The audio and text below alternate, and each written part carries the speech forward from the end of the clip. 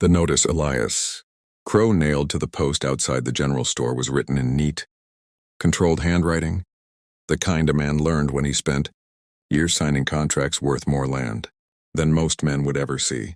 It read simply, Cook wanted. Barrow Creek Ranch.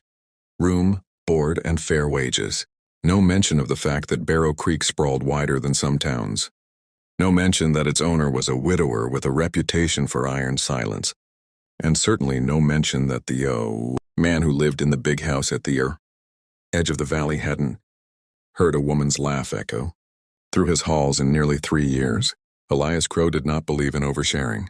He believed in fences that held, cattle that thrived, and days that began before dawn and ended only when the last chore was finished. After his wife died, the world had narrowed to those things. Grief had not broken him loudly. It had settled into him like winter frost, quiet and merciless, seeping into every crack. He rose every morning, worked until his hands ached, ate meals cooked by whichever ranch hand had drawn the short straw, and returned to a house too large for one man and too silent for a heart still beating. The cook before this one had lasted exactly 6 weeks. She left a note on the kitchen table, apologizing for the quiet, for the emptiness, for the way the house seemed to breathe sorrow. Elias read it once, folded it, and burned it in the stove. He did not blame her. Even he could feel it. Sometimes the way the walls remembered a woman who used to hum while she worked, who used to set an extra plate at the table even when he came in late, who used to smile at him like the world had not yet learned how to hurt her. That was why he posted the notice. Not because he wanted company, because he needed order. The ranch was growing, the hands were many, and a man could not run an empire on burnt beans and hard bread forever. He did not expect her.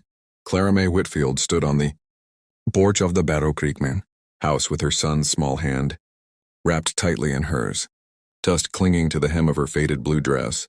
She had walked 3 miles from town after reading the notice, her heart pounding with every step, not from fear, but from hope she was afraid to trust. Hope had betrayed her before. Still, she knocked. Elias opened the door himself, already irritated that someone had come so late in the afternoon. He took her in with a single glance, the way a man used to judging cattle might.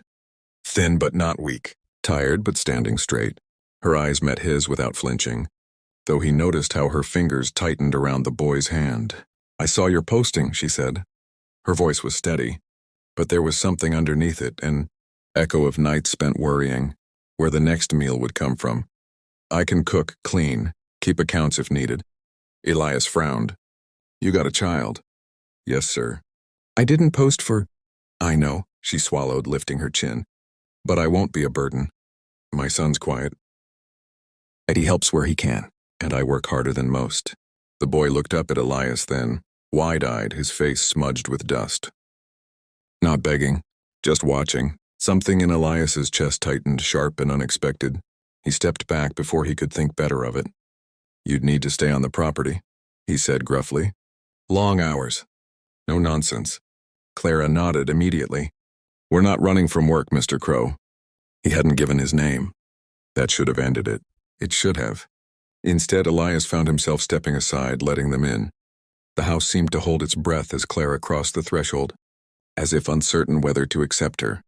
The kitchen came alive that first evening in ways Elias had forgotten were possible. Clara moved with purpose, not wasting motion, speaking softly to her son as she worked. The meal she served wasn't fancy, but it was warm, seasoned just right, and served with a quiet pride that made Elias eat more than he had in weeks. That night, after they'd been shown the small back room that used to be a storage space, Elias stood alone in the big house, unsettled. He told himself this was temporary, practical, nothing more. But as he climbed the stairs, he caught a sound he hadn't heard in a very long time, a woman humming. If this story is already pulling you in, don't forget to subscribe to the channel, because what begins as a simple job offer is about to turn into a love story forged by hardship, sacrifice, and the kind of hope that refuses to die on the frontier. Morning came early to Barrow Creek, dragged in by the low ball of cattle and the sharp cry of a hawk. Circling above the valley, Elias Crow was already awake when the first light slipped through the tall windows of the main house. He lay still for a moment, staring at the ceiling, listening. For years, mornings had sounded the same, empty, hollow like a place abandoned by joy. Today there was movement. A soft clatter from the kitchen, a child's hushed whisper, the faint scrape of a chair being pulled back into place. It unsettled him more than he cared to admit. He dressed quickly, his movements automatic, and went downstairs. The smell met him halfway, fresh bread warming in the oven, coffee brewed strong, bacon sizzling low and slow. For a heartbeat, the house didn't feel like a tomb anymore. It felt lived in. That realization hit him harder than any punch ever had. Clara stood at the stove, sleeves rolled up, hair pinned back neatly. She turned when she heard him and offered a small, polite smile, not the kind meant to charm, but the kind given out of respect. Her son sat at the table with a slate board, carefully practicing letters.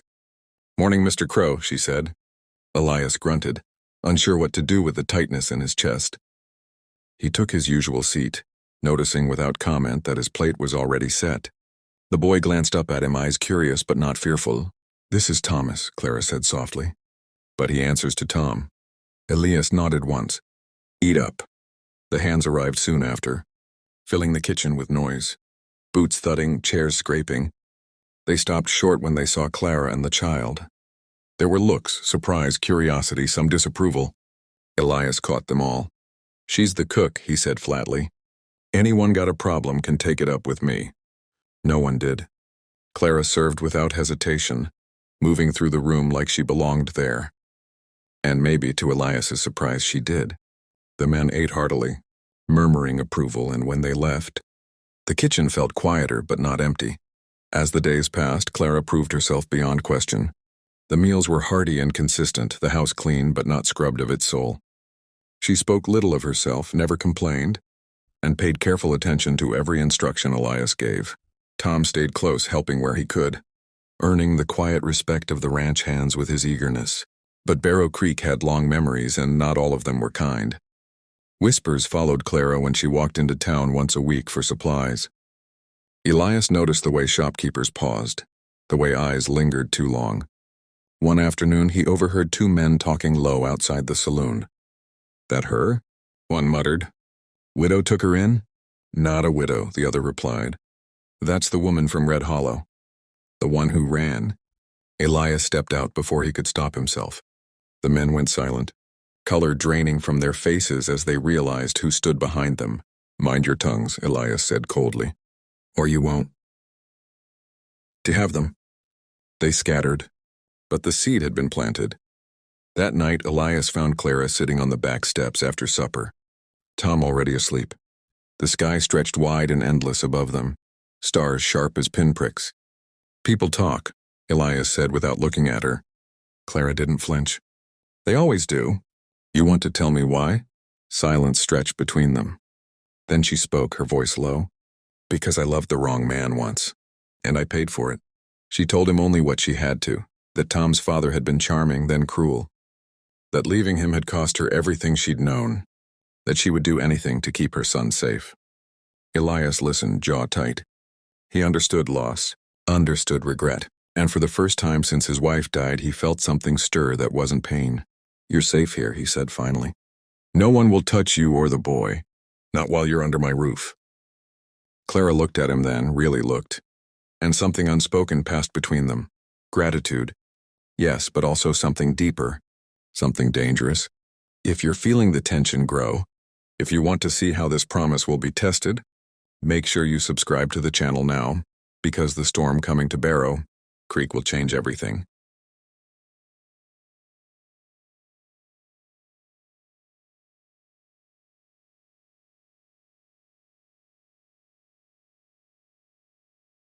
The first sign of trouble came riding in on the wind, long before Elias Crow saw the men themselves.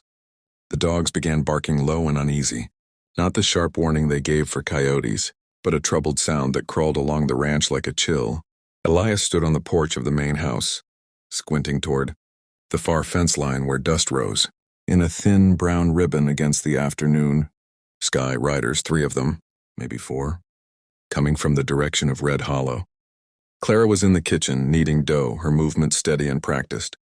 She froze when the barking started, her hands tightening, knuckles whitening beneath the flour. She didn't need to see the riders to know. Fear had a way of recognizing its own.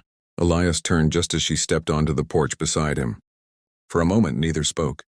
Then she whispered, "They found me." He didn't ask how she knew. He didn't need to. The way her shoulders stiffened, the way her eyes tracked the horizon, told him enough.